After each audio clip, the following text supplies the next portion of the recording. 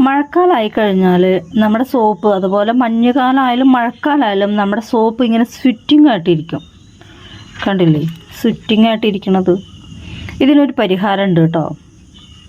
ആ പരിഹാരം ഇപ്പം ഞാൻ ചെയ്യാൻ പോണ ഒരു വീഡിയോയിൽ പറയാം. ഇത് നമ്മൾ ഇന്നലെ ചെയ്ത റോസിൻ്റെ സോപ്പാണ്, റോസ് പെറ്റൽസ് വെച്ചിട്ട് ചെയ്ത സോപ്പാണ്.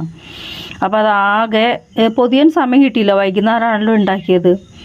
അപ്പോൾ പൊതിഞ്ഞ് വെച്ചില്ല. അപ്പോൾ രാവിലേക്ക് നോക്കുമ്പോൾ എല്ലാം വിയർത്ത് കുളിച്ചിട്ടായിരിക്കണത്. അപ്പോൾ ഈ സ്വിറ്റിങ് ഇല്ലാതിരിക്കാൻ വേണ്ടിയിട്ട് നമ്മൾ ഇന്നത്തെ സോപ്പിൽ അങ്ങനെയാണ് ചെയ്യുന്നത് കേട്ടോ. ഹായ് ഗെയ്സ്, എല്ലാവർക്കും അബീസ് ബസിലെ യൂട്യൂബ് ചാനലിലേക്ക് സ്വാഗതം. നമ്മൾ റെഡ് വൈൻ കൊണ്ട് ഒരു സോപ്പ് ബേസ് ഉണ്ടാക്കി വെച്ചിട്ടുണ്ടായിരുന്നു അല്ലേ.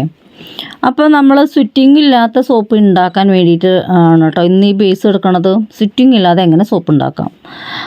അപ്പോൾ നമുക്ക് ഇതെല്ലാം കട്ട് ചെയ്തിട്ട് ചെറിയ പീസുകളാക്കിയിട്ട് കട്ട് ചെയ്തിട്ട് നമുക്ക് ബോയിൽ ചെയ്യാൻ വയ്ക്കാം.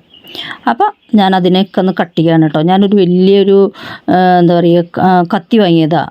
ഈ സോപ്പിൻ്റെ ബേസ് ഞാൻ പറഞ്ഞില്ലേ, ഒരുപാട് ഇങ്ങനെ സോപ്പ് ബേസ് ഉണ്ടാക്കി കൊടുക്കുമ്പോൾ വലിയ ബേസാണ് ഇതുപോലെ വരിക. അപ്പോൾ ചെറിയ കത്തി എടുത്തോട്ടൊന്നും കട്ട് ചെയ്ത് കഴിഞ്ഞാൽ നമുക്ക് നടക്കില്ല. അപ്പോൾ അതിന് വേണ്ടി ഞാൻ വാങ്ങിച്ചതാണ്. കണ്ടില്ലേ, റെഡ് വൈൻ്റെ കളറാണ് കേട്ടോ.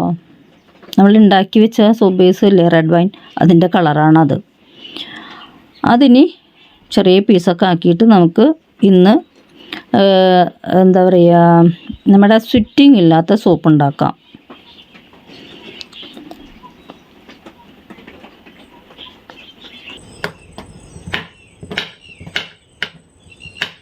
അപ്പോൾ റെഡ് വൈൻ്റെ പീസുകൾ ഞാൻ അരിഞ്ഞിട്ട് ഇതായിട്ടേക്കണം കേട്ടോ. ഇനി നമുക്കത് ഞാൻ എടുത്തു വെച്ച കളർ എന്താണെങ്കിൽ നമ്മുടെ റെഡ് ഓറഞ്ച് കണ്ടോ. ഇനി ഇത് ആഡ് ചെയ്ത് കൊടുക്കാൻ പോകണം കേട്ടോ. ഇപ്പം തന്നെ ആഡ് ചെയ്തിട്ടാണ് അത് മെൽറ്റ് ചെയ്യാൻ പോണത്. മെൽറ്റ് ചെയ്യാൻ നമ്മൾ വെച്ചിട്ടുണ്ട് കേട്ടോ. അത് മെൽറ്റായിക്കൊണ്ടിരിക്കുകയാണ്. ഇതിൽ നമ്മൾ LLPയും ഫ്രാഗ്രൻസും ആഡ് ചെയ്യാൻ പോകുന്നുണ്ട്. അപ്പോൾ ഫ്രാഗ്രൻസ് നമ്മൾ ആഡ് ചെയ്യണത് 10 ml ഫ്രാഗ്രൻസ് ആണ്. കാരണം നമ്മൾ സോപ്പായിട്ടാണ് എടുക്കുന്നത്. അപ്പോൾ LLPയും കൂടിയിട്ട് ആഡ് ചെയ്തിട്ടാണ് കേട്ടോ നമ്മൾ ചേർക്കണത്. അപ്പോൾ നമ്മളെപ്പോഴും കുറച്ചെടുക്കണം എന്ന് പറയണില്ലേ, അതായത് ആഡ് ചെയ്യണ ജ്യൂസ് കുറച്ചെടുക്കണം എന്ന് പറയണത്. ഇതിലിപ്പോൾ 100 ml ജ്യൂസ് ഞാൻ ആഡ് ചെയ്ത് കഴിഞ്ഞു. പിന്നെ ഒരു 5-10 ml എന്താ പറയുക നമ്മുടെ കളർ ആഡ് ചെയ്തു. കളർ വാട്ടർ ആക്കിയിട്ട് കേട്ടോ. 1 ഗ്രാമിൻ്റെ 4 ഭാഗം കളറ് വാട്ടർ ആക്കിയിട്ട് അതും ഒരു 5 ml ആഡ് ചെയ്ത് കഴിഞ്ഞു. ഇനി 5 ml 10 ml ഫ്രാഗ്രൻസും 5 ml LLPയും കൂടി ആഡ് ചെയ്യുക. അപ്പോൾ ഓൾറെഡി ആ സോപ്പിലേക്ക് എല്ലാ വാട്ടറും ആയി കഴിഞ്ഞു. അപ്പോൾ അതുകൊണ്ട് നമ്മൾ ഉണ്ടാക്കുമ്പോൾ വേറൊരു വാട്ടർ ആഡ് ചെയ്ത്, അതായത് സോപ്പ് ബേസ് വാങ്ങിയിട്ട് നിങ്ങൾക്കൊക്കെ ചില ആൾക്കാർക്ക് സോപ്പ് ബേസ് വാങ്ങുമ്പോൾ ഒരു പ്രശ്നം വരുന്നില്ലേ, അതായത് എന്താ പറയുക എന്നുള്ളൊരു പരാതി ഇല്ലേ നിങ്ങൾക്ക്. അത് ഉറയ്ക്കാത്തതിൻ്റെ മെയിൻ കാരണം എന്താണെങ്കിൽ ഇതാണ്. കാരണം നമ്മൾ ഒരു സോപ്പ് ബേസിൽ എത്ര കണ്ടൻറ്റ് വെള്ളം ആഡ് ചെയ്തിട്ടുണ്ടെന്ന് നമുക്കറിയില്ലല്ലോ. നമ്മൾ സോപ്പ് ബേസായിട്ട് വാങ്ങുന്നതല്ലേ. അപ്പോൾ ആവറേജ് അറ്റം വരെ എത്തിയിട്ടുണ്ടാവും. അതായത് അതിലുള്ള എല്ലാ ശതമാനം വെള്ളം അതിൽ ആഡ് ചെയ്തിട്ടുണ്ടാവും. പിന്നെ നമ്മൾ എക്സ്ട്രാ ജ്യൂസൊക്കെ ആഡ് ചെയ്യുമ്പോൾ ആ സോപ്പ് ബേസ് ഉറയ്ക്കാൻ ഭയങ്കര പാടായിരിക്കും. അപ്പോൾ അതാണ് കേട്ടോ ഒരു വിഷയം. അപ്പോൾ ഞാനിതിലേക്ക് ഒരു 10 ml ഫ്രാഗ്രൻസും 5 ml LLP ആഡ് ചെയ്യാൻ പോവാണ്.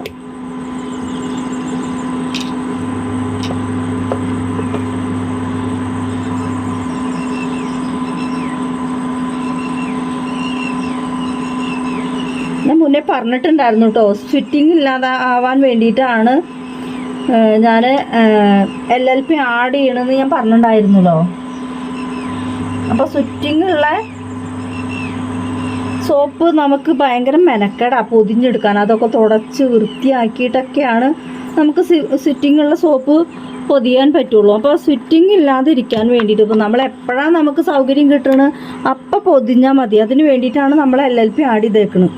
LLP ഞാൻ വാങ്ങിക്കൊണ്ടുവന്നിട്ട് കുറേ ആയിട്ടോ. കാരണം ഞാൻ ക്രീം ഉണ്ടാക്കാൻ വാങ്ങിക്കൊണ്ടുവന്ന് വെച്ചതാണ്.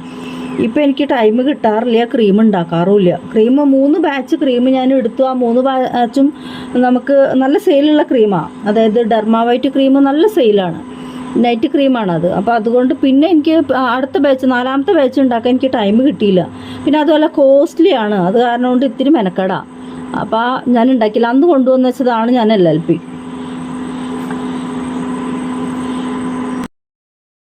ഞാനൊരു 2019 മുതലാണ് വീണ്ടും സോപ്പ് ഉണ്ടാക്കാൻ തുടങ്ങുന്നത്. 2014 ആകെ ഒരു ബാച്ച് സോപ്പാണ് എടുത്തത്. അതായത് ഏകദേശം ഒരു 15 വെളിച്ചെണ്ണ സോപ്പ്. അന്ന് ശാസ്ത്രസാഹിത്യം ഞാൻ പറഞ്ഞല്ലേ, കേരള ശാസ്ത്രസാഹിത്യ പരിഷത്തിൻ്റെ പാലക്കാട് മുണ്ടൂർ IRTCയിൽ പോയിട്ടാണ് ഞാൻ സോപ്പ് മേക്കിംഗ് പഠിക്കണത്. അന്ന് പിന്നെ നമുക്കിത് കിട്ടാനില്ലാത്ത കാരണം കൊണ്ട് പിന്നീട് ആ സോപ്പ് കാരണം ചൊറിയാണെന്നുള്ളൊരു കംപ്ലൈൻറ്റ് വന്നു. അന്നത്തെ ആ സോപ്പ് കാരണം നമ്മളെ ഇന്നത്തെ പോലത്തെ ട്രാൻസ്പെറൻറ്റ് സോപ്പോ അല്ലാത്ത ഇന്നത്തെ മേക്കിംഗ് രീതിയൊന്നല്ല അന്ന്. അപ്പോൾ പിന്നെ ഞാൻ 2 ആളെ ചൊറിയണുള്ളൂ പറഞ്ഞുള്ളൂ. 15 പീസ് സോപ്പ് ഉണ്ടാക്കിയിട്ട് 15 പേർക്ക് കൊടുത്തതിൽ 2 ആളെ ചൊറിയണുണ്ട് എന്ന് പറഞ്ഞത്. അത് അവരുടെ ചിലപ്പോൾ സ്കിന്നിൻ്റെ പ്രോബ്ലം ആയിരിക്കാം. എന്നാലും എനിക്കൊരു ഭയം, ഞാൻ പിന്നെ സോപ്പ് ഉണ്ടാക്കിയില്ല. പക്ഷേ എനിക്കുള്ള സോപ്പ് ഞാൻ അതായത് 2019 മുതൽ ഞാനിവിടെ സച്ചിയുടെ അടുത്തേക്ക് വന്ന മുതൽ ഞാൻ എനിക്കുള്ള സോപ്പൊക്കെ ഉണ്ടാക്കിയിരുന്നത് ഈ മോൾഡ് വെച്ചിട്ടാണ്. സിൽക്കൺ മോൾഡ് കേട്ടോ. ഇതാണ് എൻ്റെ ഫസ്റ്റ് മോൾഡ്. കണ്ടോ, ഏകദേശം ഇപ്പോൾ 2019 വാങ്ങിയതല്ലേ, 4 വർഷം 5 വർഷമൊക്കെ ആയി. പിന്നീട് ഞാൻ ഒട്ടേറെ മോൾഡ് വാങ്ങിയിട്ടുണ്ട് കേട്ടോ. ഏകദേശം ഒരു എന്താ പറയുക, ഒരു 10,000 രൂപയുടെ മേലെ, 12,000 13,000 രൂപയ്ക്ക് സോപ്പിൻ്റെ മോൾഡ് തന്നെ വാങ്ങിയിട്ടുണ്ട്. കാരണം എനിക്ക് ഒരു ചെന്നൈ കമ്പനിക്ക് ബൾക്ക് ഓർഡർ കൊടുക്കേണ്ടി വന്നു. അവർക്ക് ഞാൻ എൻ്റെ ഒരു വീഡിയോയിൽ ഇട്ടിട്ടുണ്ട്. ചെമ്പരത്തി, ശംഖുഷ്പം, മുല്ല, അതേപോലെ തന്നെ റോസ്, അങ്ങനെ 4 തരം സോപ്പ് ഉണ്ടാക്കുമ്പോൾ അവർക്ക് 2,500 സോപ്പ് വെച്ചിട്ടാണ് കൊടുത്തിരുന്നത് മാസം. അപ്പോൾ പിന്നെ എനിക്ക് അവർ കോസ്റ്റ് ഒരു തരത്തിലും കോസ്റ്റ് കൺവിൻസിങ് ആവാത്ത കാരണം കൊണ്ട് ഞാൻ പിന്നെ അവർക്ക് സോപ്പ് കൊടുക്കൽ നിർത്തി. കാരണം നമ്മൾ നാച്ചുറൽ സോപ്പാണ് കൊടുക്കണത്. അതിൽ സിന്തറ്റിക് എസൻസ് ഒന്നല്ല ആഡ് ചെയ്യണത്, നാച്ചുറൽ ഇൻഗ്രീഡിയൻ്റ് ആണ്. എല്ലാം നാച്ചുറലാണ്.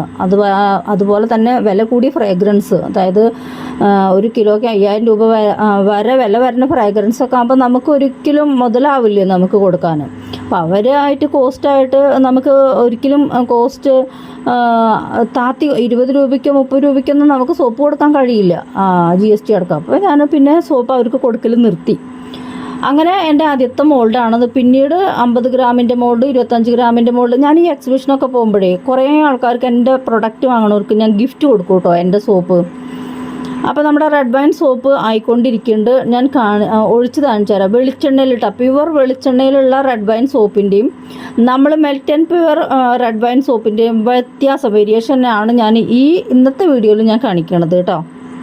ഓണാണ്, അപ്പോൾ കൈ കൊണ്ട് ഇങ്ങനെ പിടിക്കാൻ പറ്റുന്ന ചൂട് ആയിരിക്കണം. നമ്മുടെ ഫ്രാഗ്രൻസ് ചേർക്കണതല്ല, നമ്മളുടെ എന്താ പറയുക ടെമ്പറേച്ചർ, അതായത് നമ്മുടെ സോപ്പിൻ്റെ pH ലെവലൊക്കെ കറക്റ്റായിട്ട് അറിയണമെങ്കിൽ ഇപ്പോൾ നമ്മൾ സ്റ്റവ് ഓണിൽ തന്നെയാണ് ഇരിക്കുന്നത്. അപ്പോൾ നമ്മളുടെ കൈ കൊണ്ട് ഇങ്ങനെ പിടിക്കാൻ, 2 കൈ കൊണ്ട് പിടിക്കുമ്പോൾ നമ്മുടെ ഉള്ളൻ കയ്യിൽ താങ്ങാവുന്ന ചൂടാണ് ശരിക്കും 80-ൻ്റെയും 90-ൻ്റെയും ഇടയിലുള്ള ഡിഗ്രി. 80 ഡിഗ്രി 90 ഡിഗ്രി എന്നൊക്കെ പറയേണ്ടത് നമ്മുടെ ഉള്ളനടിയിൽ 65 മുതൽ 95 വരെ ഡിഗ്രി ചൂട് നമ്മുടെ ഉള്ളൻ കൈയുടെ ഉള്ളിലേക്ക് താങ്ങാൻ പറ്റും.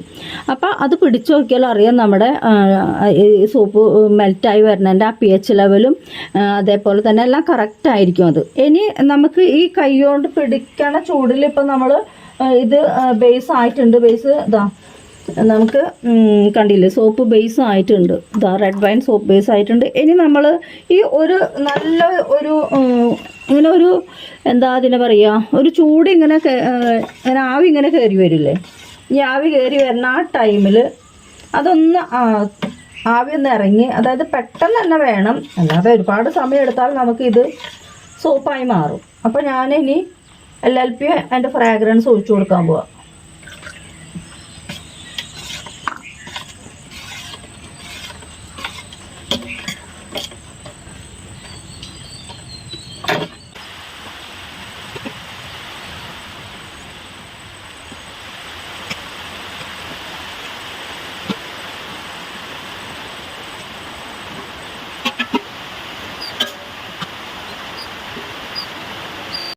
അപ്പം ഇതാ നമ്മുടെ വെളിച്ചെണ്ണയിലുണ്ടാക്കിയ റെഡ് വൈൻ സോപ്പ്.